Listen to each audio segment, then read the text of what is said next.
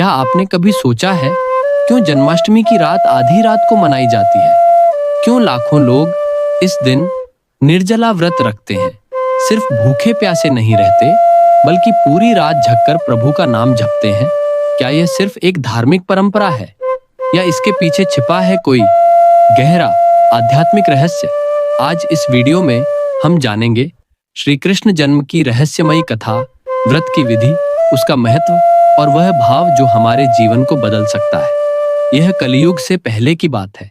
मथुरा में अत्याचारी राजा कंस का आतंक फैला हुआ था।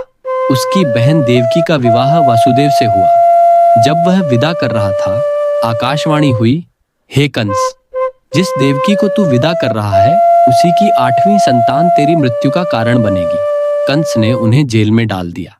एक एक करके 6 संतानें मारी गईं। 7वीं संतान बलराम थे, जिन्हें योग माया ने रोहिणी की कोख में स्थानांतरित कर दिया। और फिर अष्टमी की रात, जब पूरी दुनिया सो रही थी, जेल की कोठरी में भगवान श्री कृष्ण प्रकट हुए, तेजस्वी, दिव्य और मुस्कुराते हुए। वासुदेव ने उन्हें गोकुल पहुंचाया और धरती को उसका तारणहार मिल गया। एक बार महाराज युधिष्ठिर ने भगवान श्री कृष्ण से पूछा, हे माधव, कृपया बताइए, जन्माष्टमी का व्रत कैसे शुरू हुआ और इसका क्या महत्व है?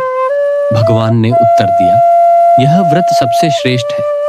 इस दिन जो भी भक्त उपवास करके मेरी जन्म कथा सुनते हैं, वे जन्मों के पापों से मुक्त हो जाते हैं। पौराणिक कथाओं में आता है कि इस व्रत को ब्रह्मा, शिव, नारद, युधिष्ठिर और देवी रुक्मिणी ने भी किया था। जो भक्त इस दिन श्रद्धा से उपवास करता है, उसे वैकुंठ प्राप्त होता है। जन्माष्टमी व्रत की विधि सरल लेकिन अत्यंत पवित्र होती है।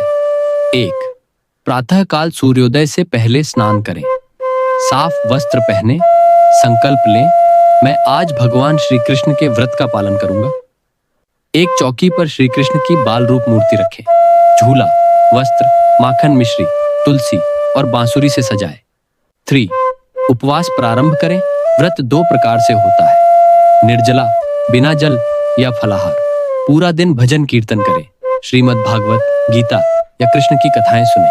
शोर, मध्य रात्रि पूजन, रात्रि 12 बजे भगवान का अभिषेक करें। दूध, दही, शहद, घी और गंगा जल से उन्हें झूले में झुलाएं। नैवेद्य अर्पित करें, माखन, मिश्री, फल, पंचामृत, आरती करें और जय कन्हैया लाल की के जयकारे लगाएं। 5. व्रत का पारण। अगले दिन ब्राह्मणों या गरीबों को भोजन कराएं, फिर स्वयं फलाहार या भोजन करें।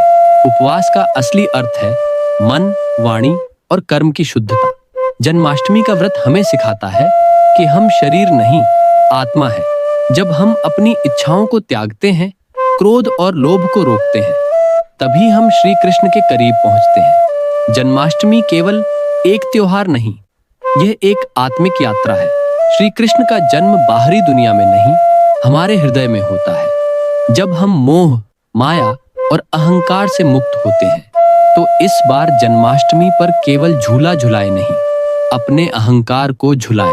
केवल दीपक जलाए नहीं, अपने भीतर का अंधकार मिटाए। पूरे दिन व्रत रखें, लेकिन क्रोध, द्वेष और घृणा का व्रत भी त्यागें, क्योंकि श्री कृष्ण वहीं प्रकट होते हैं जहां प्रेम, करुणा और भक्ति होती है। आप तैयार हैं ना इस जन्माष्टमी को विशेष बनाने के लिए? आइए मिलकर इस जन्माष्टमी को आंतरिक परिवर्तन का पर्व बनाएं। सिर्फ कथा न सुने, कथा को जिए। सिर्फ भगवान को पूजें नहीं, उन्हें अपने आचरण में उतारें।